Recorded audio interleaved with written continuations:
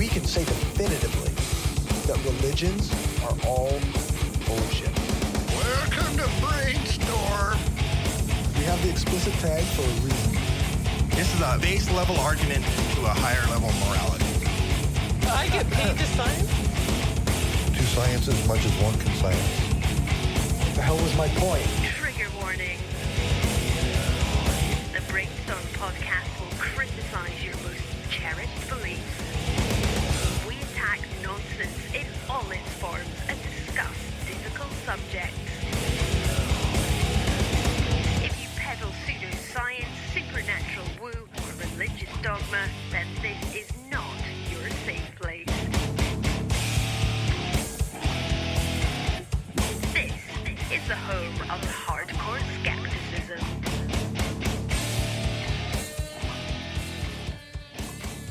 Use noise canceling so I don't have to listen to any of you fuckers if I don't want to.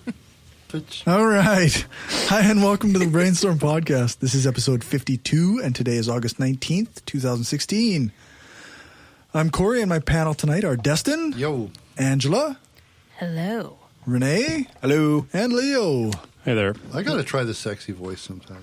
With the always amazing Dave. Trade you. The only voice I have.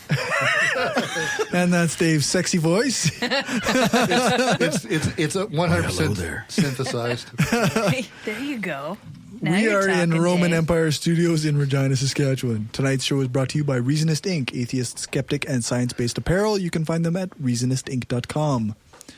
Our guest tonight will be joining us at approximately 9 p.m. Saskatchewan time. So we have a little bit of time until she joins us. So we're going to hop right into the Woo Report.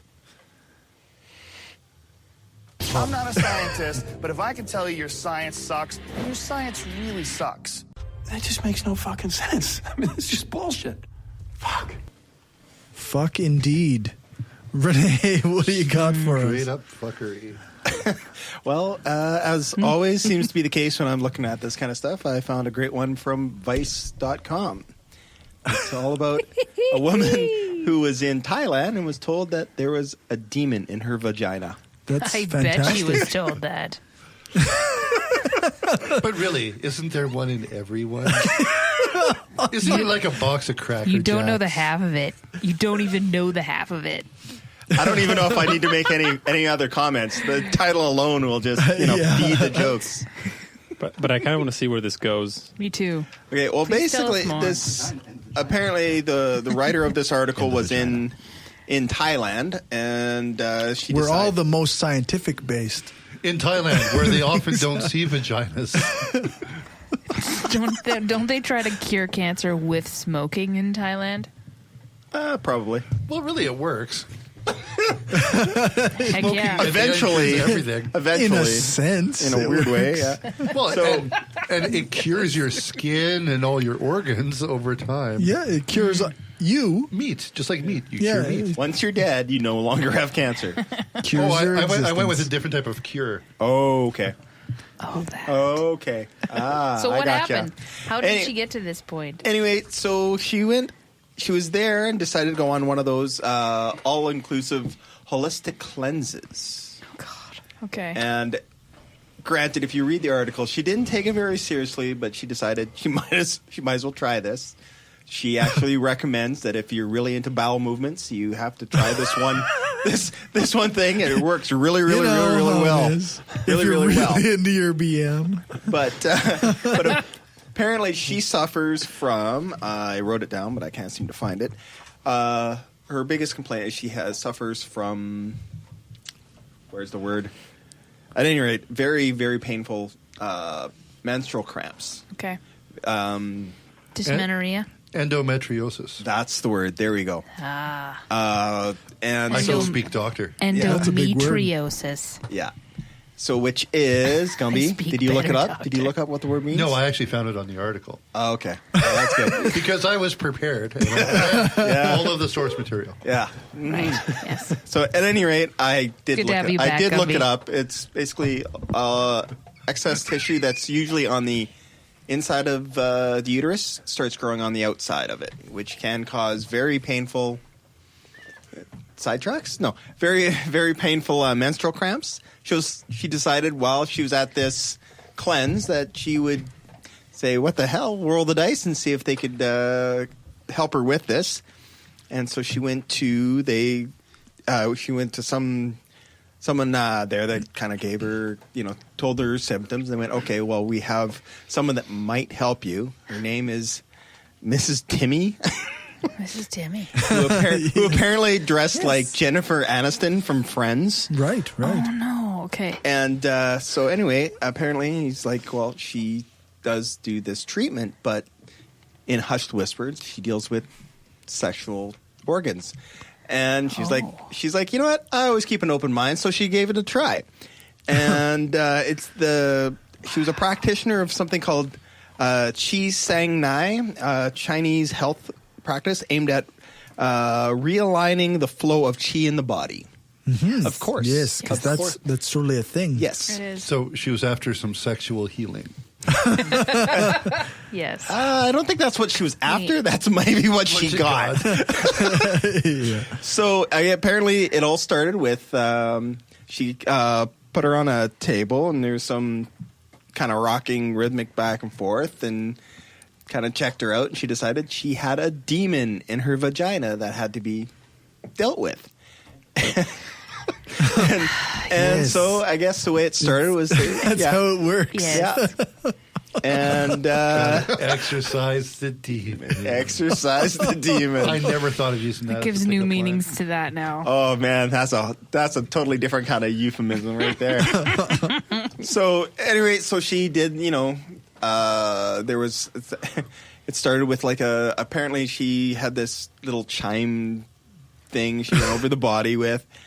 And then it started with, basically, actually, after she did that, where did it?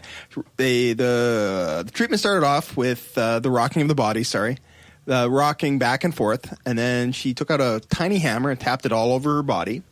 And then she began stabbing her finger repeatedly and deeply into her belly button.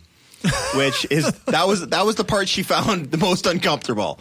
Which seems odd considering what comes next. Yeah, and that's which felt weird and kind of painful, is how she puts it in the article. Yeah. And given how uncomfortable this was, it was almost a relief when she stuck her digits into the writer of the article. She put her fingers inside of her. Yes, That's what it says. And she and her exact her comment here was she wondered for a moment whether this was the whole deal was getting her off, was to distract her from what was going on. Mm-hmm. Yeah, and that might have been the case. Wow. And so she proceeded to, well, she described it as how did she put it? Something about making hand gestures similar to Boy Scouts salutes. Hello. Yeah, hello. And then, wow. Yeah. So she just sat back and as this woman just manipulated her inside of her body. What the hell? I promise, on my honor, to do my Girl Guides, but At least it wasn't Vulcan. That would have been. Well, I don't know. It depends on where, I guess. Yeah, hey, it might have worked. If you really it want might to have get worked. down to brass tacks, we are starting on off Just the wrong today. foot here. It's a high note. It's a high note. For And us. then, We're awesome. This is good. and she Should have says saved this for later. the treatment ended with a vigorous lower stomach massage that felt like the scene in Indiana Jones where the baddie twists the hearts out of human sacrifices. Just with my ovaries in place of a beating human heart. I love this woman's writing style. Oh, it is hilarious. Yeah, she's quite It is good. like My favorite line in the whole thing is, midway through the week, I took a break from refueling on all-you-can-drink clay and psyllium shakes. Wouldn't that be one? From A. Clay and Psyllium Shake. yeah, she didn't exactly. She did the treatment, but she didn't really take it that seriously. But she does claim that it helped her. Yes.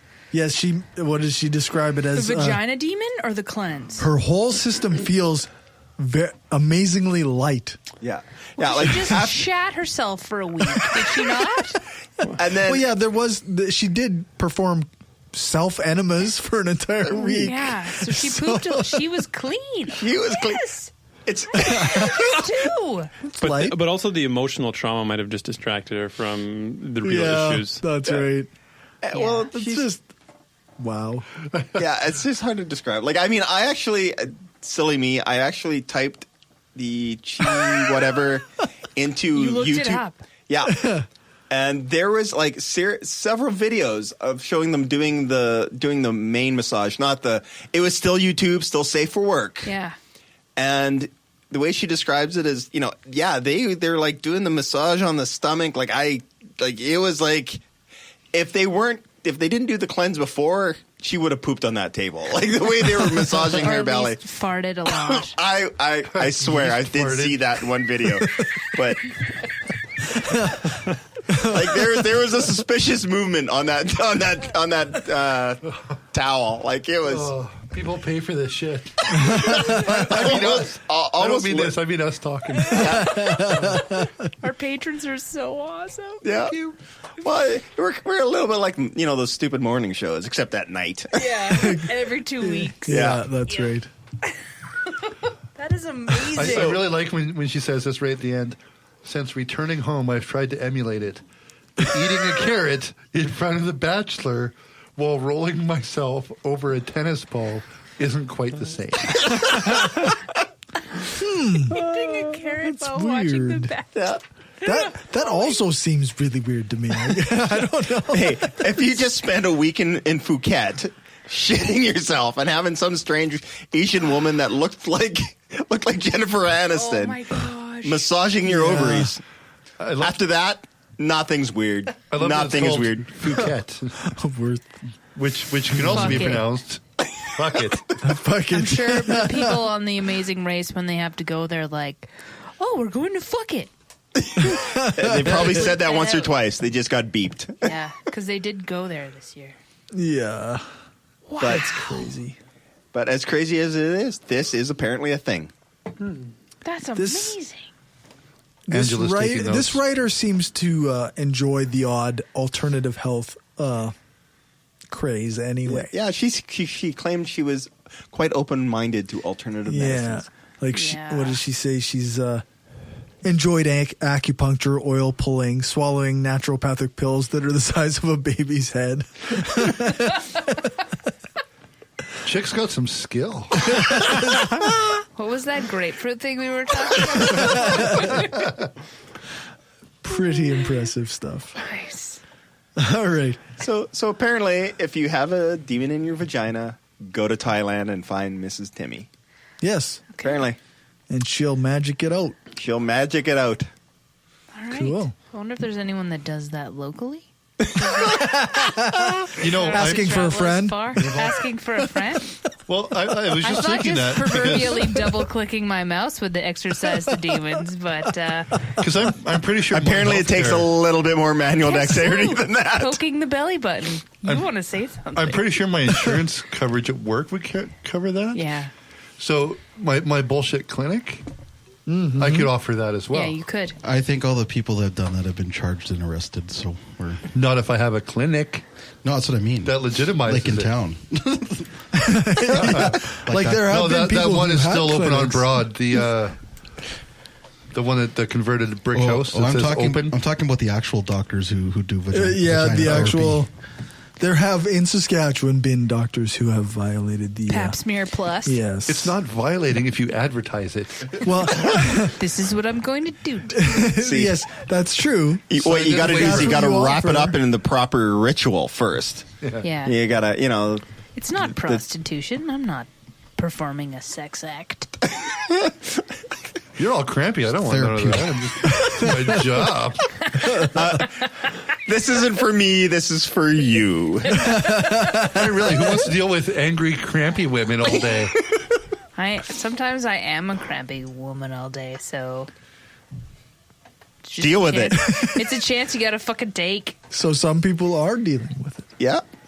Not today, thankfully. All right.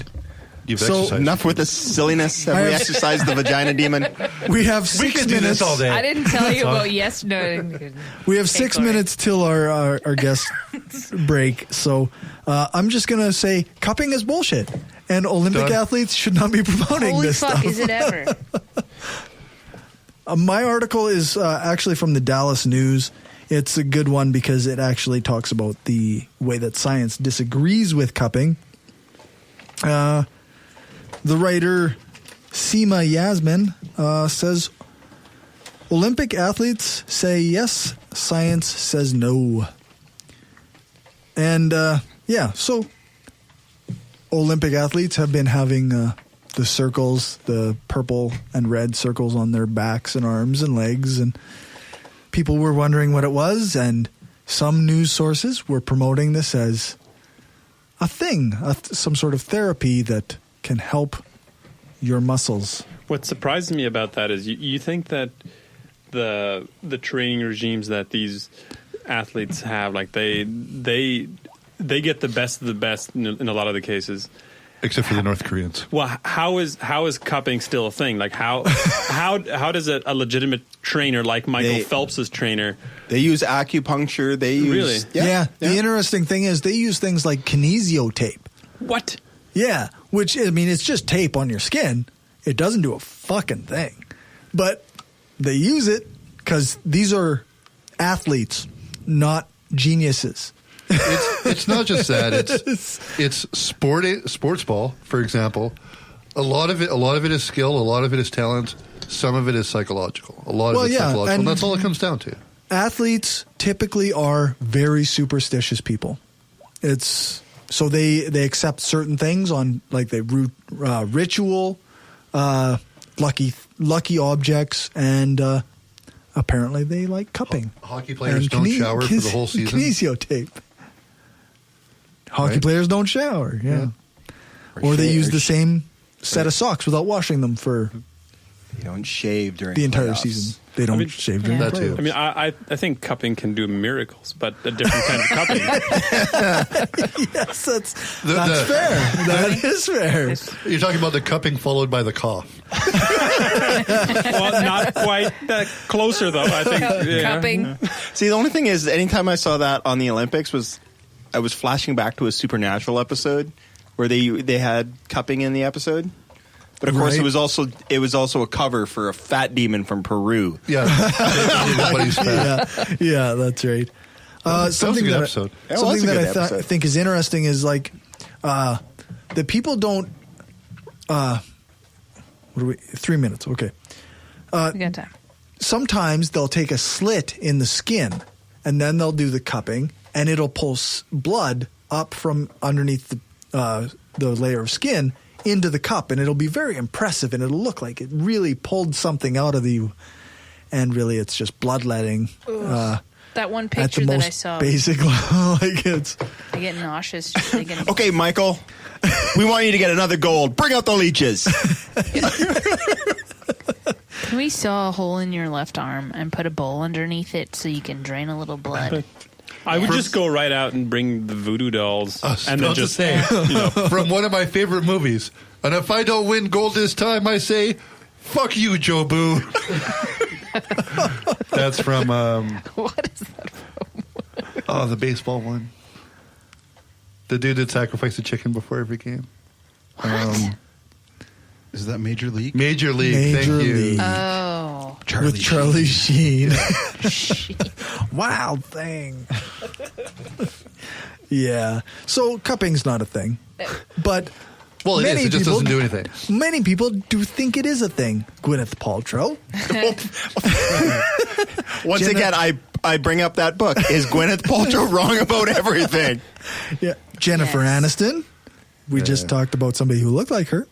And unfortunately, Samuel L. Jackson. What?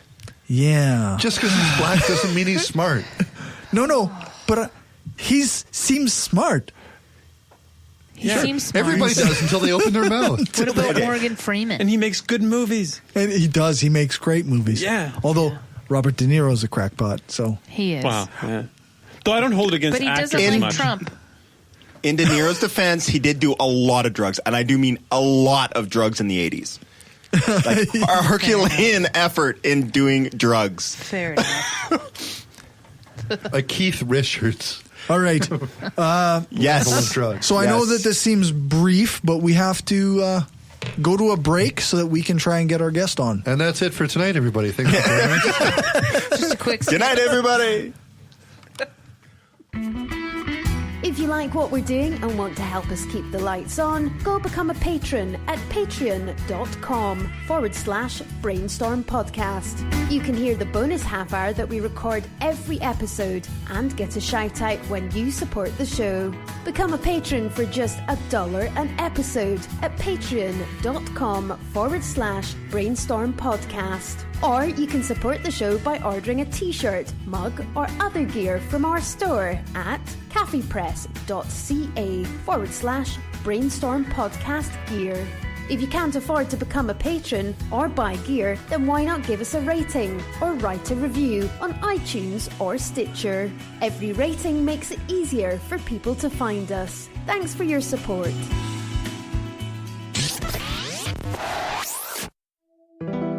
We are given one life, full of billions of small and large decisions. To be somebody, to change, to be kind, to give hope, to become a better person, and to leave a lasting impact on this planet. It is a decision to be made every single day while your heart is still beating. We've made our decision. Absence of clothing. Atheist and science-based apparel and merchandise, donating 50% of our profits to charity. Look good and feel good, without God. Check us out at absenceofclothing.com and find us on Facebook, Twitter, Instagram, and Pinterest for discount codes and other sweet swag. The Atheists, the Bible, and No Wardrobe, the podcast. Wait a minute. No wardrobe? You mean we're going to be naked while we do this? Well, seeing how I'm an atheist and I'm reading the Bible, and since clothes are flammable... Fire! Fire! Fire! I thought it might be a good idea to take them all off first. Naked or not, follow along as we read, analyze, and try to keep you from falling asleep as we go through this boring-ass book. Find us on iTunes, Stitcher, and Spreaker. Who knows? We may even be on YouTube someday.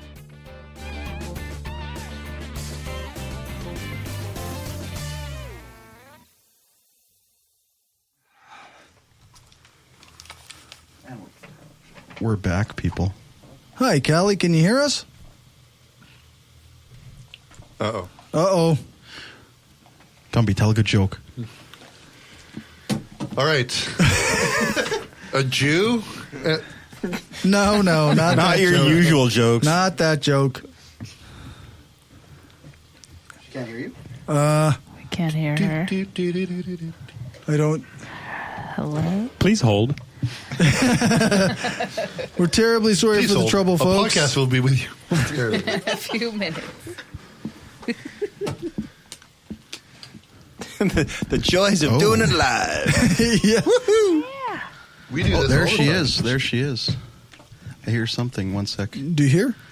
Are you there? I am here. Can you hear me? There we go. Hey. We got her. Fantastic. We got her. All right, Gumby, shut that off. I didn't even tell it to play. Your phone is possessed. That's funny. Okay, so our guest tonight is Callie Wright, the host of the Gaytheist Manifesto, the increasingly popular speaker, and what else do I have written down here? And LGBT activist. Thanks for joining us. Yeah, thank you for having me.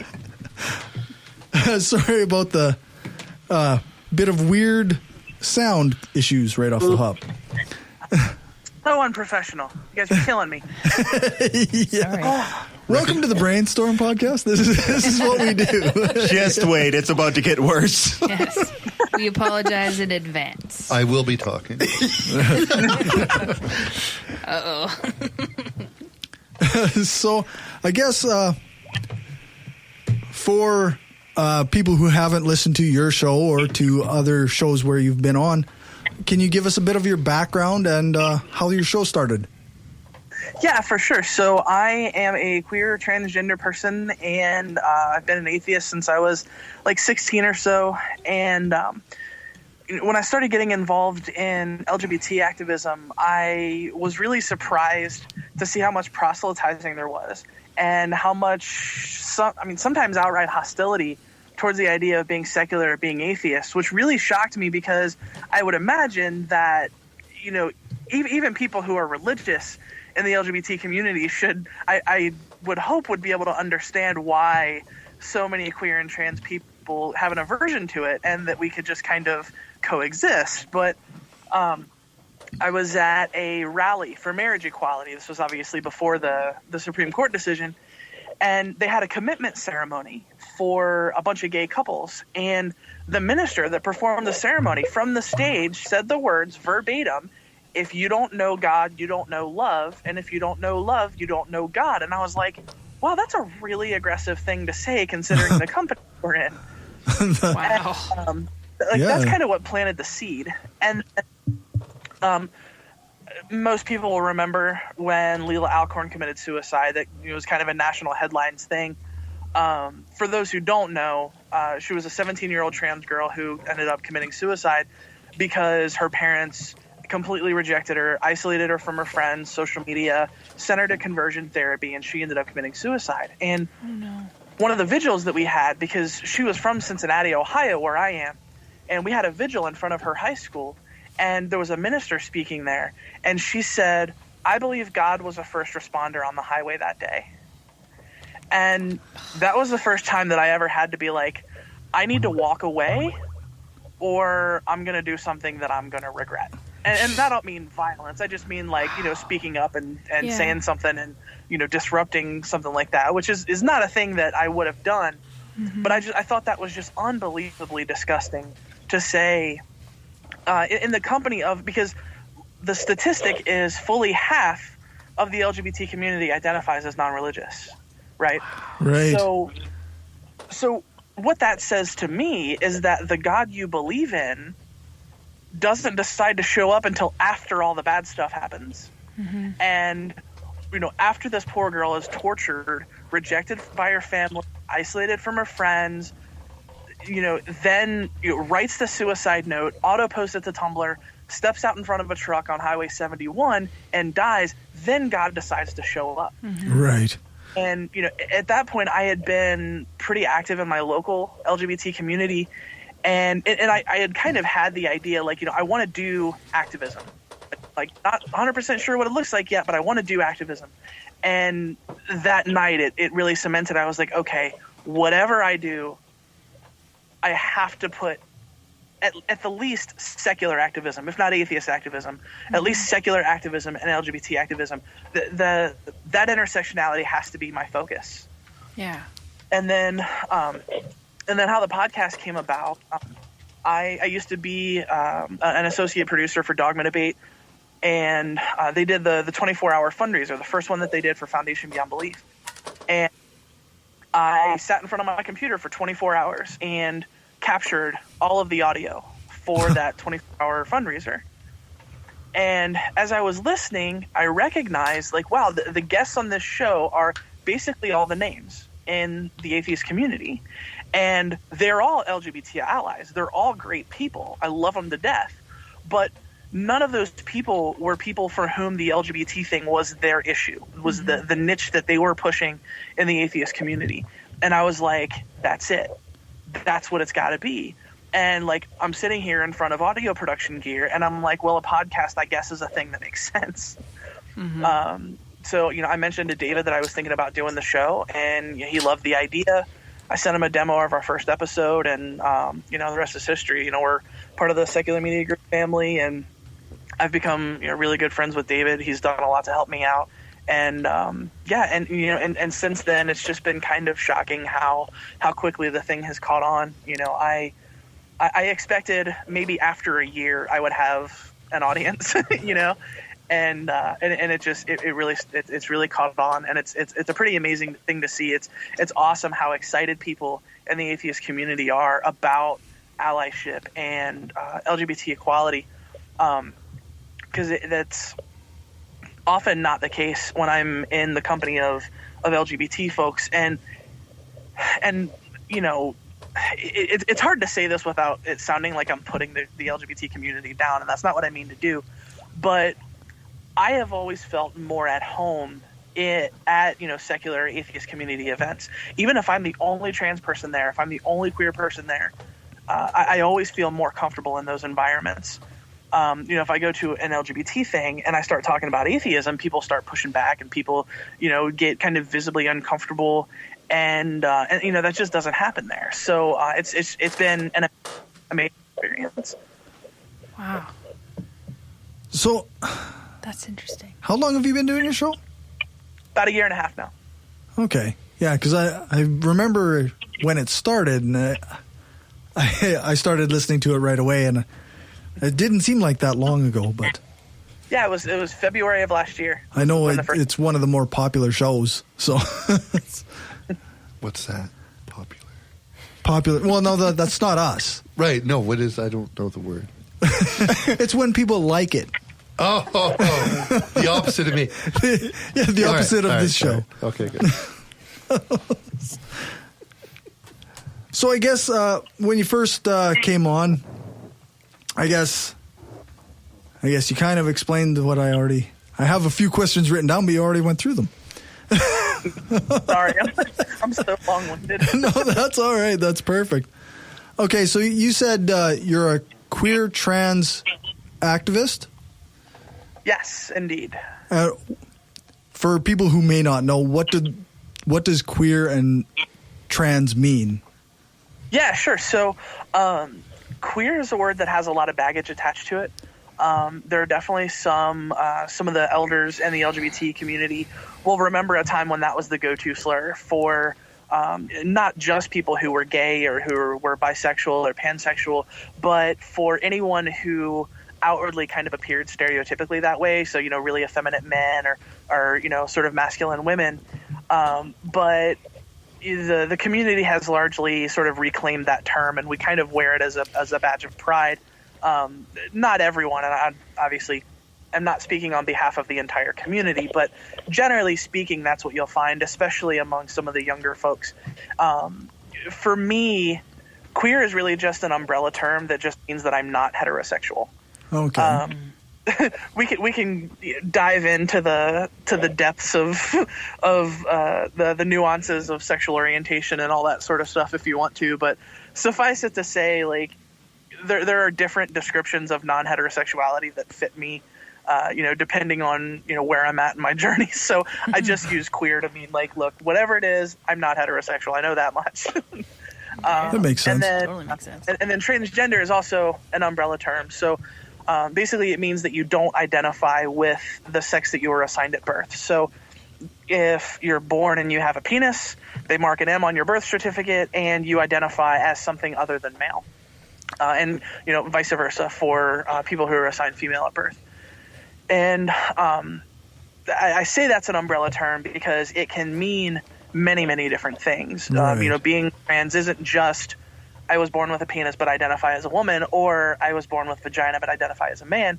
There are non-binary people. Right. There's all sorts of spectrum of identities in between, masculine and feminine.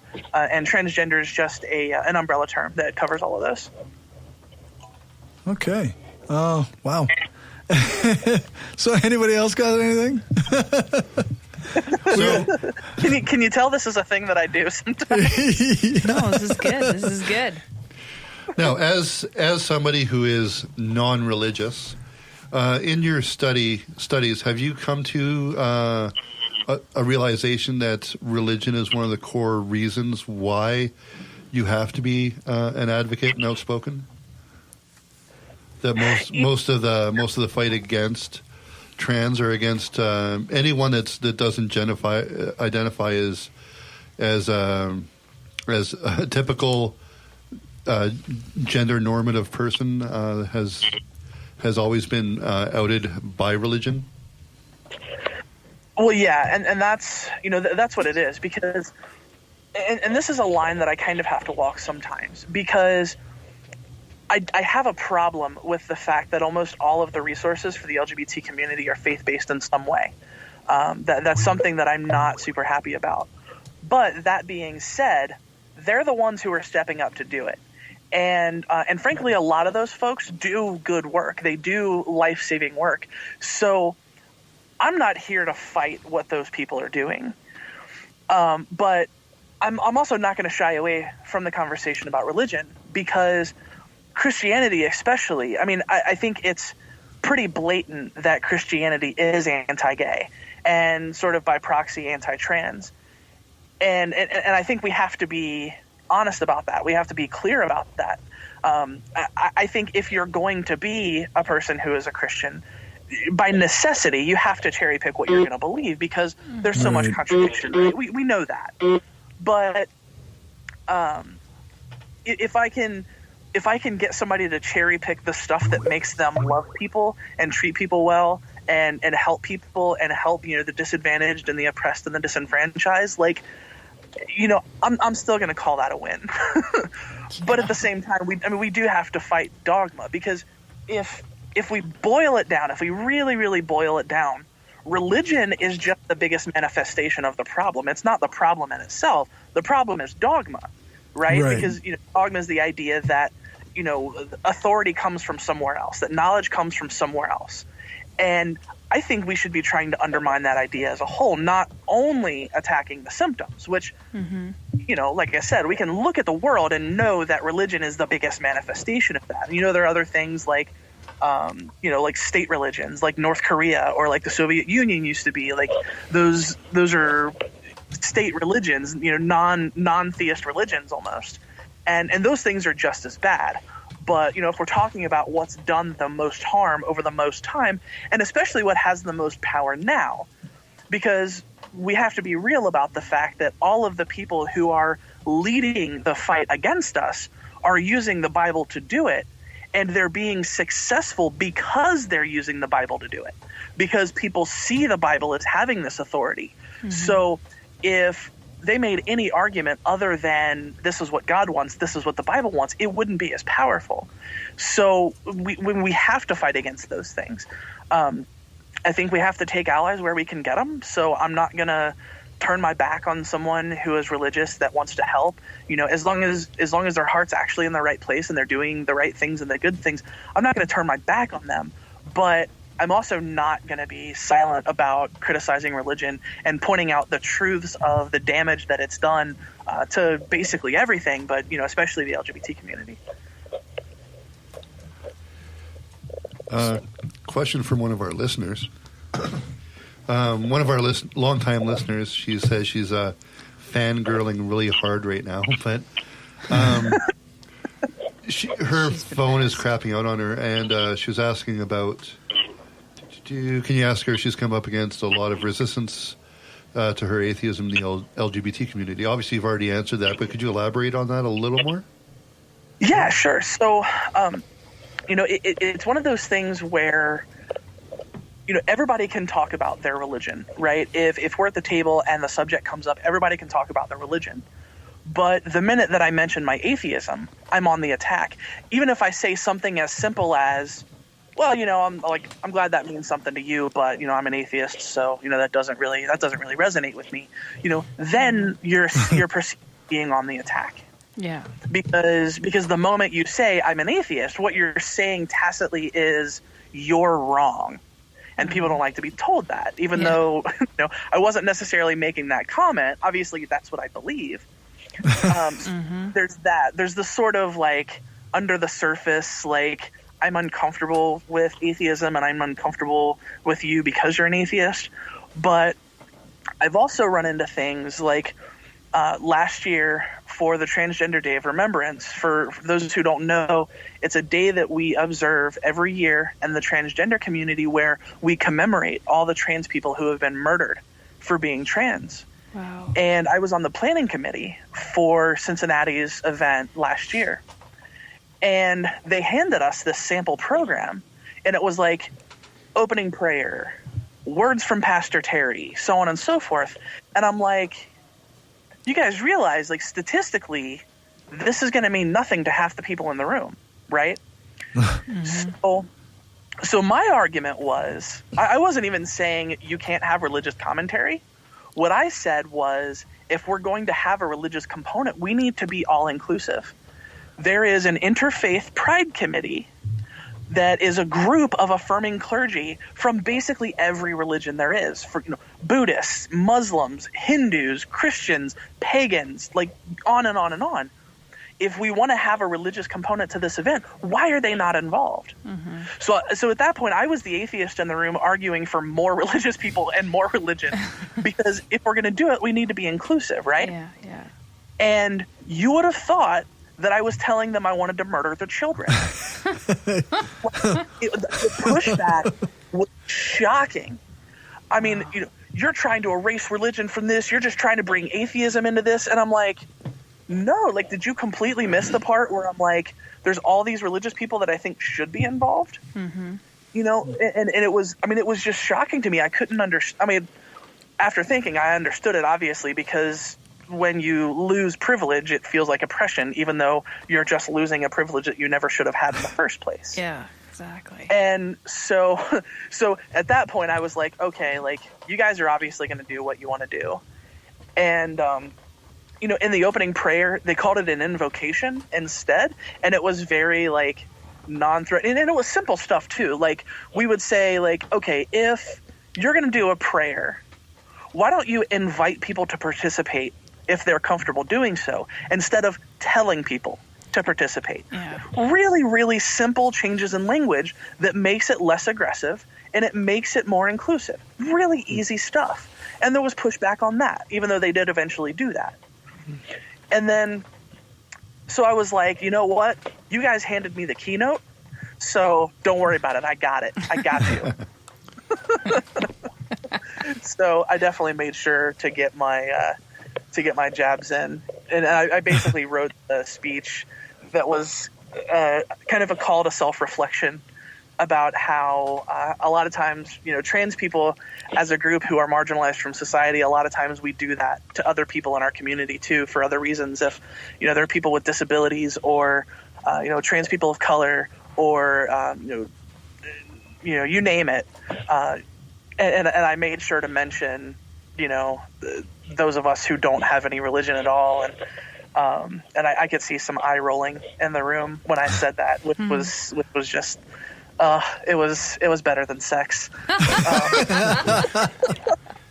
Well, you get a lot of marginalization. I have definitely gotten that pushback. And it's just so silly, because my entire comeback is like, look, there are two major Pew polls examining the religiosity in the LGBT community. One had non-religious people at 49%. One had them at 51%. So I call it 50. So it's like you can't make this argument. Half of us are non-religious. And now that doesn't mean that we're openly atheist, but these are people who don't identify with a religion. They belong in our community and they should be included as well. Well, and just speaking from personal opinion with a lot of the LGBT people I know, and again, personal experience means nothing when it comes to the big picture, but a lot of them, because of different types of oppression and family issues and stuff when they were growing, and soul searching and identification crises, stuff like that, a lot of them turned to religions, but they all turned in different directions. And a lot of them would end up looking at Buddhism, or some would look at paganism, some would look at all sorts of different religions. None of the ones I know, I think, landed on Catholicism or Christianity, right? So... Yeah, well, there was a really, really great talk that I saw at the Secular Student Alliance convention a few months ago. And the guy's name is Fernando Alcantar. If you're not familiar with him, you should be, because he's a really, really good guy. He has an amazing story. He's got a book called To the Cross and Back that I highly recommend. And his entire talk was basically about that idea. And, so this guy was a preacher, like world-renowned preacher, like flying around the world preaching the gospel to people. And so there's no way that I'm going to say it as poetically as he did. But what he kept saying is like, I'm in my hotel room crying myself, hoping I wasn't going to wake up tomorrow because I didn't want to be gay. Where was the atheist? The atheist had things to do. The atheist had papers to write, research to do, arguments to make. And basically the point being made was that oftentimes as a community we get focused on, winning the arguments, the academia, the research, the intellectual side of things, and I do not want to downplay that. It's important stuff, and it's stuff that I personally enjoy. But if we're really gonna make a dent in this world, we have to be able to do what they do with community, because like you said, a lot of people, they literally have nowhere to go. If you're a queer kid, you're growing up at home, you've got maybe your friends at school. Especially, you're in the South, you're scared to tell anyone who you are. Mm-hmm. And if you can maybe find a way to figure out that God is okay with who you are, that's the only thing you've got. It's going to be really tough to let go of that. And I have nothing but sympathy for that position. If that's the only thing you have to latch onto, if that's the only thing keeping you alive, hold on to it. You know what I mean? Because winning an argument is not more important than that. Yeah. But if we're gonna make those arguments and we're gonna criticize those things, we have to be able to be there for those people and replace the services that so many churches do. Mm-hmm. And it's not just. I think there's sort of a reputation for, when churches do charity, it comes with a price, being proselyte and that kind of stuff. And that does happen. But, very often these people are like, you know what, here's a warm meal, here's a bed to sleep in. By the way, there's a Bible over there if you're interested. And that's as aggressive as they get. And we need to be doing those things. If we really, really want to be a legitimate force in society, we have to be doing those things. Are there any other ways that you think the secular movement can be more attractive to people in the LGBT community? Like, what are some ways? Honestly, I think what I see, and this is not exclusive to the atheist movement, honestly. This is, I think it stems from kind of a basic human need to be right. Mm-hmm. But I feel like oftentimes when we enter conversations so we can talk about our opinions, not so we can listen and learn. Mm-hmm. And I want to make it clear that this is not me standing on a pedestal saying that I am the perfect social justice warrior that never does anything wrong or problematic. But I think a lot of times when we're talking about a group that is marginalized in society and we are in a position of privilege relative to that group, it's not, thought crime or anything like that. We're not trying to shut down conversation. We're not trying to say people can't have their own opinions. Mm-hmm. But what we really want is people to just stop and listen. For the love of God, just listen for a minute. Mm-hmm. Mm-hmm. Because it happens so often. It happens still. I'll post something like, hey, gosh, somebody did this thing and it was real hurtful to me. And immediately I'm being steamrolled, being told, I shouldn't feel that way. I don't have the right to feel that way. And, and I'm making an expression that someone did a thing that hurt me. And I even went out of my way to be like, you know what, this person wasn't being a jerk. They had no idea what they were doing. I'm not mad at them. I don't blame them. Mm-hmm. But what they did still had this effect on me. And, even making all of that clear, it was still like, when you're handing them the power over you to hurt you, like, why don't and the argument basically comes down to, well, why don't you just grow thicker skin? Yeah. And I'm like, you want to see the receipts from the dozens of hours of therapy that I've been through, or I've put in my time to thicken my skin. Yeah. Okay.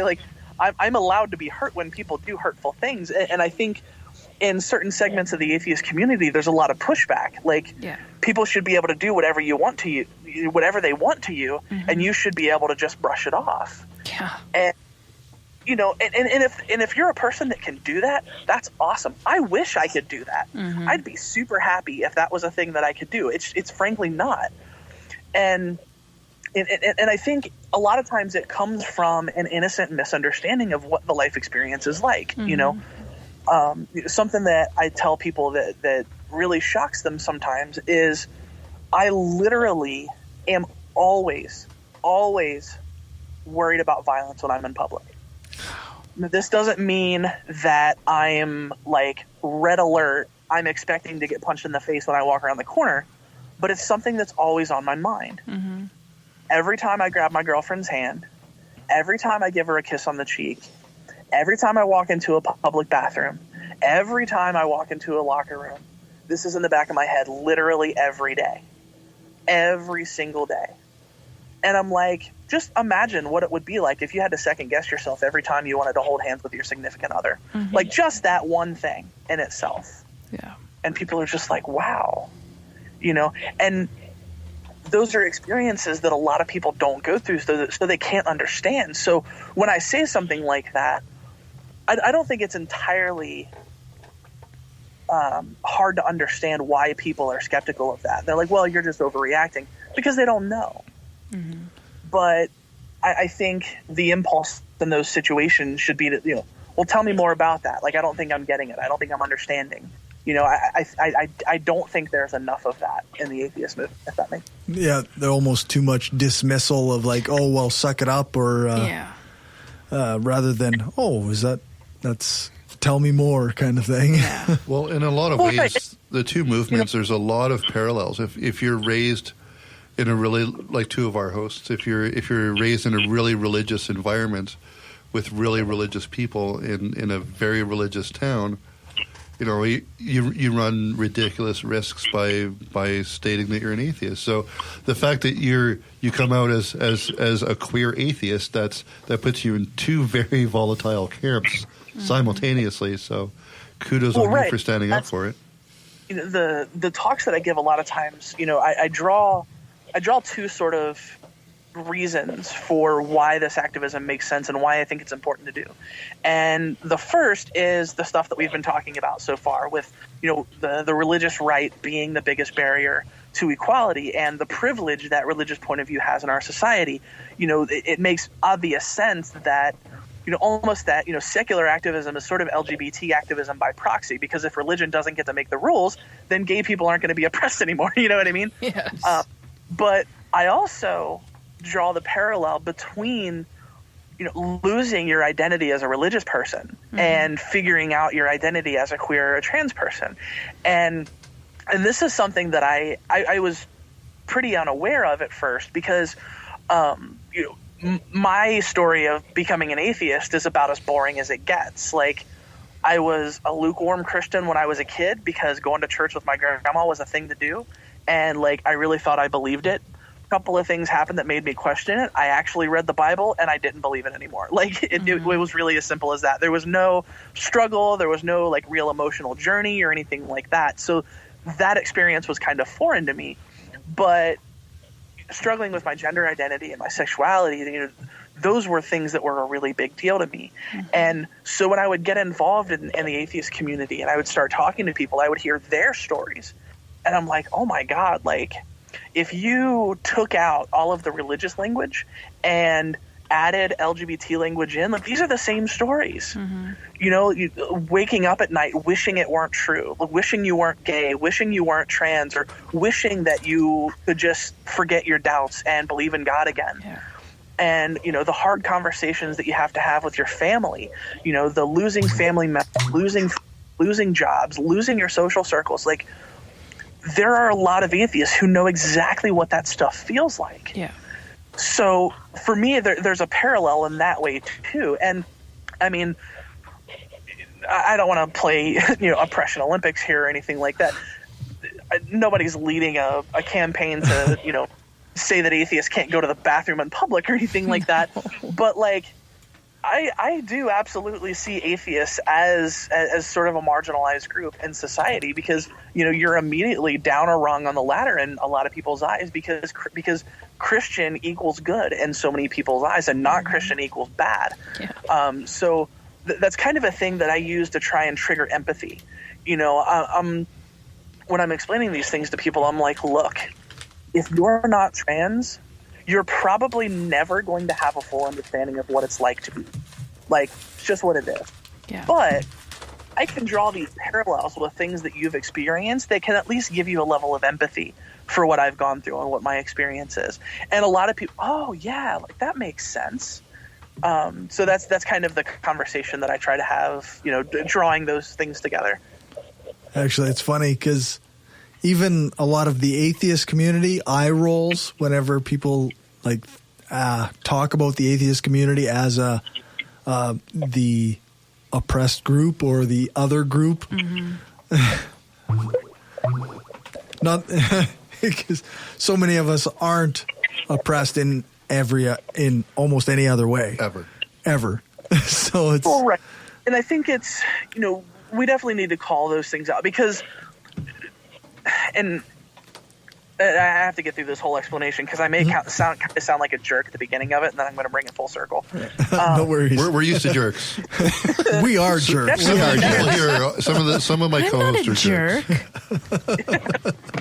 Okay, Angela's not a jerk. Thank you. Thanks for indulging me. Anyway, you were saying. Only to you, Gumby. Generally speaking, your atheism is not necessarily a thing that you are obligated to let anyone know about in your life, right? So it's very easy to not do that in society. And you're having to hide a bit of who you are to do that, which is not good. And trust me, I know what it's like to have to hide what you are in front of people. But for me, I can't put away who I am. Right. I can't put away the broad shoulders and the shape of my face and the sound of my voice that almost definitely give me away as being a trans person. I don't have the choice to leave that behind or to let that go. So I want to be really careful and not draw a direct parallel between the way that non-religious people are treated in society and the way that LGBT people are treated in society, because they're most certainly not the same thing. But there are similarities. If you're at work and you're an atheist in the South and everybody in your office is a Christian and everybody's having a conversation about what they did last weekend, and wow, you were at an atheist conference last weekend, and you end up like, I just stayed home and watched movies all weekend. Like that's not a fun thing to have to do, to hide who you are in that way. But it's, I don't know. It's a little tough to speak authoritatively about experience like it's that. Fair to say that it's not the same in any sense. Yes. Right. Yeah. But there are similarities, and it's, I mean, it can still be a tough thing when people are having those conversations and you have to hide who you are. It can be tough, especially because I think there are plenty of people who are atheists, but for whom atheism isn't necessarily their identity. Yeah. They're like, I'm an atheist, but like whatever. But I would imagine for people who grew up in extremely oppressive religious environments, leaving that, I mean, it's sort of by necessity has to become a part of your identity. It's not just a thing about you; it's an intrinsic part of who you are. And being forced to hide that because you're under threat of losing your job or whatever, those are similar experiences. Yeah, One big direct parallel between the LGBT and atheism, it would be the states where you're not allowed to hold a public office if you're not Christian or Catholic. Well, there's no damn way those states are going to vote in somebody from the LGBT. Right? There's some nuance there though, because it sucks that those laws are on the books, but those laws don't mean anything because there was a Supreme Court decision that invalidated them. Yeah. Right.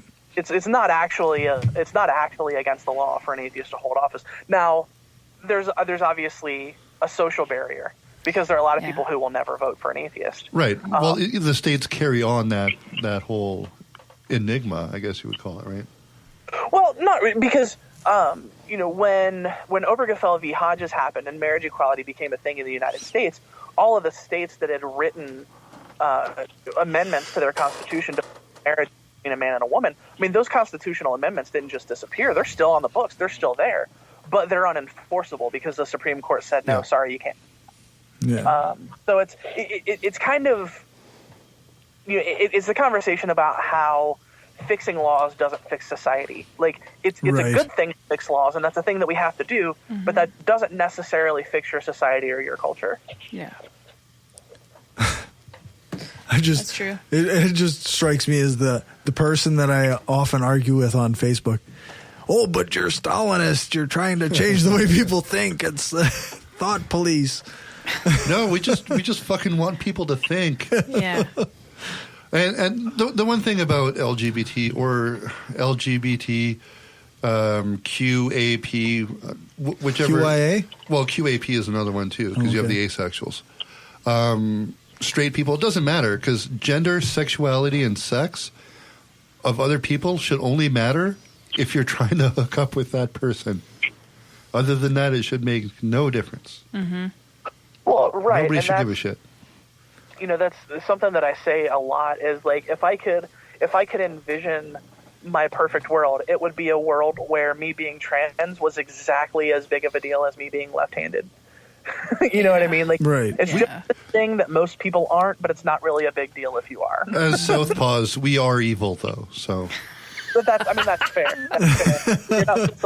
I know he is. We're gonna kick you out of the left-handed society for letting our secret out. Like,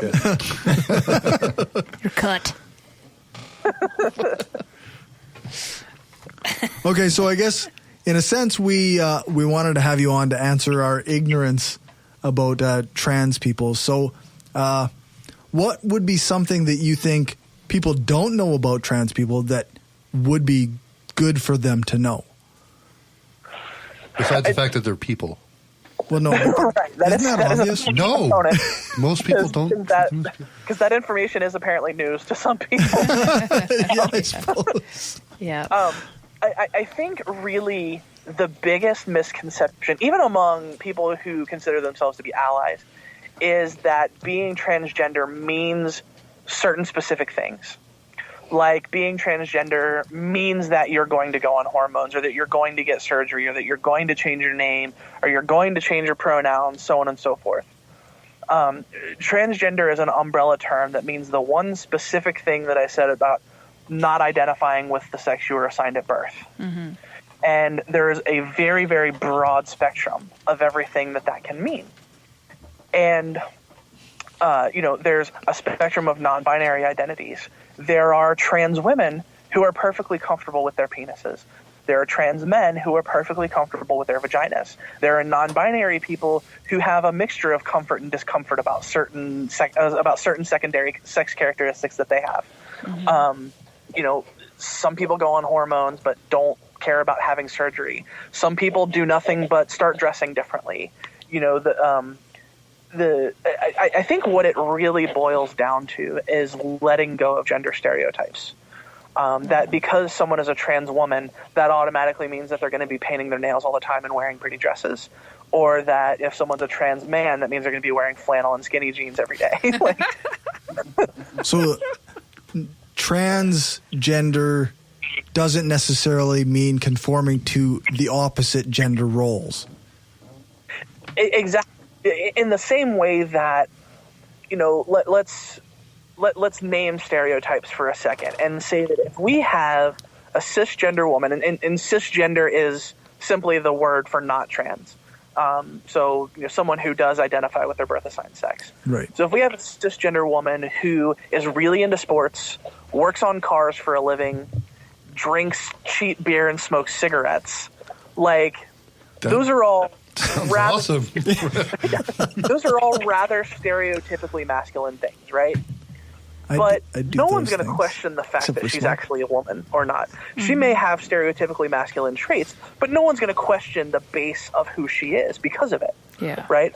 But trans people often aren't afforded that same courtesy, right? So if there's a trans woman who doesn't like wearing her hair long, she wants to keep her hair short, she wears jeans instead of dresses, she's into, she has stereotypically masculine hobbies, there's this pressure that says, well, you say you're a transgender woman, but you do all of these masculine things, so you must not be real. You must be lying about who you are, or you want to have it both ways, instead of just accepting that, okay, well, this is a woman with stereotypically masculine traits. Just like there are plenty of women who are real women, and no one's going to question, well, no one should question their womanhood because they have some stereotypically masculine traits, and vice versa. I mean, I have a trans guy friend who loves painting his nails because he thinks it's cute. Mm-hmm. And he's just terrified that people are not going to take him seriously as a man because he likes to paint his nails and he likes to put some eyeliner on sometimes. I had a And friend that that painted his sucks. nails and wore skirts at school. Right, exactly. Like, and that's like, it's like, I don't really know anything about Jaden Smith as a person, but the fact that he wears skirts is just amazing. Like, I love it. He's got some pretty wacky ideas. Well, right. I've heard that. That one specific thing. We're separating the fashion choice from the ideas. Right. There it is. That's what I'm talking about. Yeah. So letting go of that of those sorts of binary ideas, and that you have to look or act or be a certain way to be able to consider it real. Mm-hmm. I think that's sort of the biggest thing. Like, I'm rather fortunate in that I am a pretty strongly binary identified, stereotypically girly person. So those things happen to be what I want and what makes sense to me and how I enjoy expressing myself. Mm-hmm. So I don't experience this quite so much. But I mean, it is something that I've experienced, and it's something that I see all the time. Like, like you got to go out and buy pretty clothes. You have to get rid of all the clothes that you wear, and you have to train your voice, or you have to get surgery, or you have to have a certain haircut. And it's just it's more of the same. And so much of it comes even from inside the trans community. If you want to be accepted into our community as one of us, you have to do X. Okay. It's just it's not okay. It's hurtful, and it causes so much damage to people because, I remember there was a time, and this is changing the subject a little bit, but just to give you an idea that the trans community is not a monolith, and that they're not all kind, good-hearted people. Mm-hmm. Is I went to a trans support group. First time I ever really said out loud to a group of people that I was trans, and that these were things that I was feeling, and I was maybe in the most vulnerable position I've ever been in my life. And I was accepted, I was affirmed, I was loved, and I was like, wow, this is a safe place for me to be who I am. Mm-hmm. And not too long after that, I was at a meeting, and this was before I was able to be out at work. I got off work a little bit late. I didn't have the chance to shave or change clothes before I went to the support group meeting. But, I had to go because I was having a really bad time. I needed to be in a place where there were other people like me. I needed to be able to talk about who I was and what I was going through. And I gave somebody a hug. They felt the stubble on my face, and they told me to shave closer next time. Wow. Because they get to dictate to you. Yes. Well, and it's not only that, because it's messed up on that level that it's just not an okay comment to make, especially in a support group situation. Mm-hmm. Right. But and maybe this person didn't know this context, but again, that didn't really change the fact that it hurt me, as that my facial hair is probably 2 or 3 on my list of things that cause me real pain. When the word we use for it is dysphoria. It's a discomfort with your secondary sex characteristics or traditionally gendered parts of your body or your personality, severe dysphoria. And I already felt out of place going there in my gym shorts and work t-shirt, a little bit dirty, unshaven, not feeling like myself at all. And then somebody just poked that right in there. So that's to kind of bring that full circle is, that's the kind of thing that happens when, trans people get that kind of stuff from people even within their own community. We're supposed to be okay with who people are in these. Even if you think somebody's being a jerk, as long as they're not being a jerk to you, this is a support group situation. You're not there to debate things. Sure. You're to listen, and you're there to affirm, and that's it. That's what you're there for. Yeah. So, sorry, keep going. If you got more. No, you're good. That's okay. I just we had a discussion a while back about body dysmorphia versus body dysphoria. So, you just kind of explained what dysphoria was. If you could help us out a little bit, that would be great. Yeah, for sure. I mean, so what? And I'm going to be honest and say I'm not an expert on dysmorphia. Right. My understanding is that what dysmorphia means is that you have a portrait of your body in your head that's inaccurate. Okay. That, you think you're too fat when you're really like 90 pounds. And those vice kinds versa. of things. And if I am way wrong on that, I may be way wrong on that. No, Definitely that sounds like my understanding of it. That's pretty much how it is, yeah. What dysphoria is just an extreme discomfort with the way that your body is. So, and it comes and goes in waves. If the pain that dysphoria causes is a scale of 0 to 100, I would say the worst I've ever gotten is like an 80. And generally speaking, I'm at like a 40 or a 50. But basically, there are times when you become hyper aware of the parts of your body that you're not comfortable with. Mm-hmm. And there's not really a lot of good science on why this happens. I've heard it explained as your brain has a map of the way that it thinks your body is, and your body doesn't actually match that. So there's discord there. I don't know if that's actually the case. That's just the way that I heard someone describe it. But it makes sense to me because you have things like trans men, especially, sometimes will experience a corollary to phantom limb syndrome, where they actually feel sensation from a penis that's never been there. Oh, wow. And I've had that experience with my chest. So when we talk about dysphoria and trans people, generally the go-to is a person who was born with a penis and is not comfortable with that. And that's a very common thing. But and that is my experience. It's caused me extreme discomfort to the point where I've considered hurting myself over it. Wow. But the dysphoria surrounding my chest has actually been worse. And I've had panic attacks because I felt like a part of my body was gone and missing. Wow. And it's rare. It's happened to me twice in my entire life. But it does happen. Mm-hmm. And so that's why when we say that transition-related surgery for people who need it, because it needs to be made clear that not all trans people require surgery to be comfortable. There are plenty of people who are comfortable with things the way they are. Or want maybe one surgery and not the other, so on and so forth. But for those of us who do need it, it's a medical necessity. It's technically cosmetic in the fact that it's changing the appearance and the function of a part, but it's medically necessary for mental health reasons, for that exact reason. And right. I mean, if you want me to, I don't know. Are we cool with R-rated things on the show? Oh yeah, absolutely. We encourage them. So I'll go. You didn't hear our earlier discussion.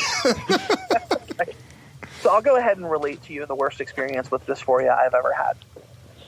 So it comes kind of out of nowhere, and what happens is you just become hyper aware of this part of you that you're uncomfortable with. And the best way that I've ever heard it described is that it's like feeling a cheese grater over your skin. Oh, wow. And all you can really do is wait it out until it gets less intense or goes away or you fall asleep. And this happened to me one night, and I'm laying in bed crying and shaking uncontrollably, and my head starts to go really, really not okay places. Mm-hmm. And I'm thinking in my head, what if I called 911 and told them I hurt myself, and then as the ambulance is pulling into the parking lot, I cut my penis off? So there'd be somebody there, like I'd end up okay, mm-hmm. but like I could get rid of this, yeah, and just take care of it now. And that's not something that I actively thought oh yeah, I'm gonna go do this. But when the feelings are that intense, those are the places that your head goes sometimes. And it's really tough to relate what that feels like. But I mean, that's how real it is. That's how intense it is. That's wild. That's crazy. Wow. I guess we talk about dysmorphia sometimes on the show because I grew up super, super skinny, and then I started lifting weights, and I still see myself as a skinny person, even though I keep lifting heavier weights. And I've never felt that feeling. Like, all I've ever felt is a stronger urge to go lift more and eat more and push myself harder. I've never felt that urge to harm myself, so it really puts it into a different perspective. Thank you. Is all I can really say.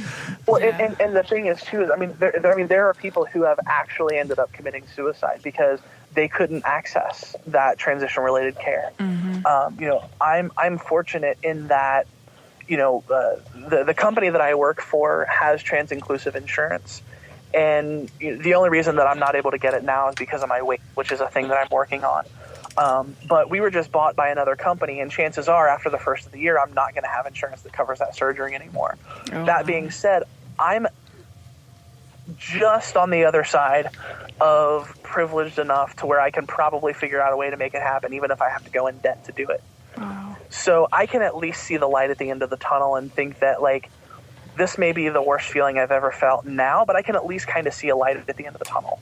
Like, I'm not rich by any stretch of the imagination, but okay enough amount of money at work that I'm comfortable and that I could take on that level of debt, or I could save up and that kind of thing. So I can see the light at the end of the tunnel. There's hope for me, but for some people there just plain isn't. There are people who aren't fortunate enough to have a job like I do or have a support system like I do. And like I said, there are people who have actually killed themselves because of it. Okay, so I guess we're getting close to the end of our time before our music break. What would be a resource that people could go to help support these kinds of situations where people can't access the help they need? Really, the biggest thing is you want to find local organizations that are doing this work, because access to services is a problem for the trans community. And the groups that do these are chronically underfunded. There's one in Cincinnati called Heartland Trans Wellness. I'm a member of the board. And we actually connect people with services, whether that's mental health services, whether, whatever it tends to be. We need money, flat out. Right. And I know not everybody can donate money. I can afford to give a tiny little bit, but give time. The thing is to get involved.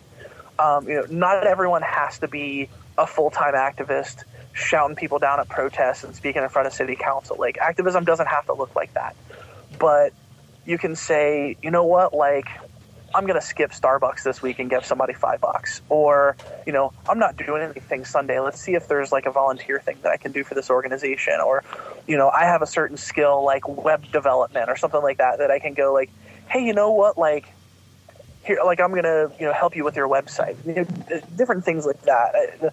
The point is to get involved and to use your skills and talents, whatever they may be, to use your privileges, whatever they may be, to use your resources, whatever they may be, to fill the needs that the community is asking for. And so you go to these people, you go to the people who are doing the work, and you say, what do you need? And then you see if there's a way that you can meet that need. And I think it's really, there's a difference between simple and easy. That doing that's very simple. It's not necessarily easy, but it's not super complicated. Okay. That seems simple. Yeah, it does seem simple, but not easy. Yeah. Okay. So where else can people find your stuff? Yeah, so the show is the Gaytheist Manifesto. It's on iTunes, it's on Spreaker, it's on Stitcher. Pretty much any place you can find a podcast, you'll find the Gaytheist Manifesto. Our blog is at pathos.com/blogs/the Gaytheist Manifesto. I need to buy a shorter URL for that. We're at The Gaytheists on Twitter. I'm at Gaytheist Callie. I'm Callie Wright on Facebook, CallieWright. I'll friend pretty much anyone. I've yet to be made to regret that decision, but we'll see. It could still happen. Adding you right now. Challenge accepted. Well, thank you very much for coming on with us.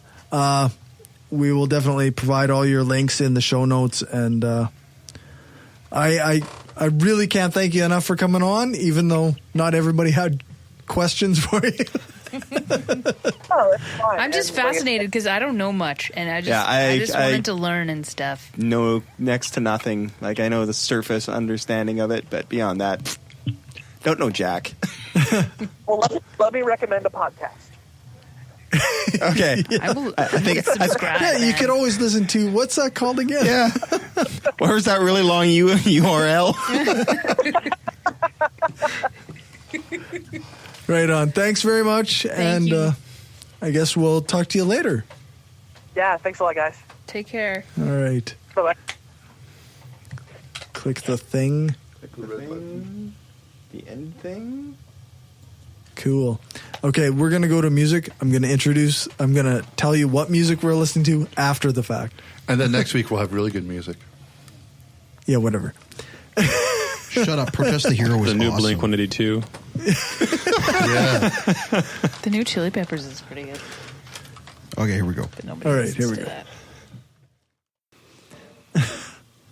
So, thanks to our new patrons, Daryl, Josh, and William.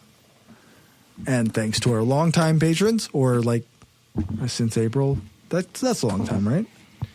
Robin, Yeah. Nathan. We'll call it a long time. For this show, it is Robin, Nathan, and thanks to all of our listeners. You guys are awesome. Robin, Nathan. Well, No, get out of here. and now Daryl, Joshua, and William. 5 listeners. Well, and There's Kayla. Kayla.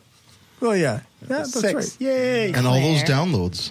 And all those downloads. Yeah, we're that's right. jacked. Yeah, We're super I'm running jacked. out of room. I just keep downloading every episode over and over again. Yeah. We will do another half hour for our patrons. I know we're way behind on our bonus content. Sorry. Way to go, Dave. It's not just Dave's fault. My I life have an sucks. episode at home of bonus content that I haven't got out yet. And we will get that shit out. Patrons also do get the full ad-free episodes the day before the regular feed, including our music break, which I know people like. So I guess that's that. And they each get a personalized message and signed copy of Corey's underwear. No. Underwear. No. No, you don't want that, and you won't get it. Handwritten say what it was thank you autographed card with. by Gumby. Get an With his official evil can of left homeopathic beer. Official Yes. can of homeopathic beer. I don't know if you can ship that. I'll send you a homeopathic beer. You ever see the movie Idle Hands? Yeah, it's my left hand. All right, let's start that That's not outro me, man. music. I can't control it. Yes, sir. Yes, sir. Sir. All right. So, like I said, we're going to record another half hour for our patrons. If you want to keep up with the show, just follow us on Spreaker or on Facebook or on Twitter or In the van. or on TuneIn or anywhere that you follow the Brainstorm podcast. Google us. We're one of the top ones. Yeah. We're not the top, but we're one of them. If you Google Brainstorm Podcast Saskatchewan, we'll be the top one. Last weekend, there was a conference in Niagara Falls. It was the non-con. I hope it went well. Would have been nice to go. Yeah, it would have been great to go. There was a live streaming. I hope you guys got to see it. I did not. In mid-September, there's the AB Secular Conference on the 15th and 16th in Edmonton. You can check out the show notes for the link for the Facebook page. First, Facebook. English. Language is hard. I don't know. Speaking is hard. Remember to rate us and write a review on iTunes, but please rate us better than we actually deserve. Be kind. Well, I don't think they could actually rate us what we deserve. So anything they rate us will be higher. So one is probably better than we deserve. Yeah. Okay, so also hit that subscribe button. That's what gets us more exposure. Thanks, Dave, for our intro music. Thanks to Alex Capper-Murdoch for doing the voiceover for the intro and some of our ads. Thanks to Jason Camo for our outro music. If you watch Stranger Things, he looks like that cop. Just saying. You can find his stuff at aloststateofmind.com. All music played is either with permission or under the SOCAN license to play. For more information on SOCAN, you can check out the music license info on our website, brainstormblog.net. We use SOCAN, and so can you. That hurt. Fuck. That hurt. Boo. Boo earns. So can you, eh? You're just jealous. You can also get cool Brainstorm gear, though apparently after that comment, nobody will want to. At cafepress.ca/brainstorm podcast gear. If you didn't get a chance to contact us through the live chat going on during the episode, but think you need to tell us something, you can email us at mail@brainstormblog.net or go to brainstormblog.net and go to the contact page. Fill out the contact form and... Yep. And if you have a podcast or a website and want a shout out or have a promo to play, let us know. Thanks for listening, and we'll see you in a couple weeks when we have Chris Watson, the Podunk Polymath, joining us.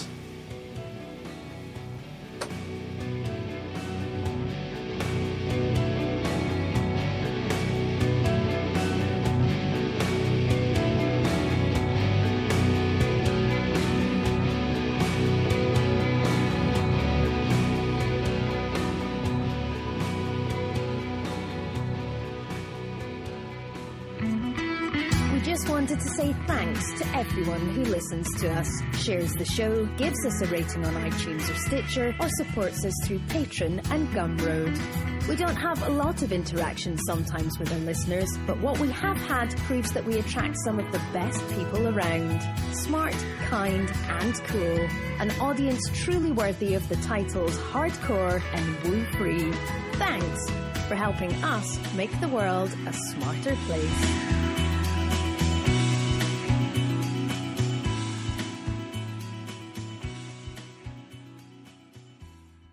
This is an opinion-based podcast. Each person on the podcast is responsible for their own opinions, and those opinions don't necessarily reflect the views of the rest of the panel, any guests, or anyone associated with the people on the podcast, such as spouses, partners, children, other family members, friends, or employers. No one person speaks for the podcast with the possible exception of Corey, and he doesn't speak for anyone else on the show. The Brainstorm podcast does not represent the views of our sponsors.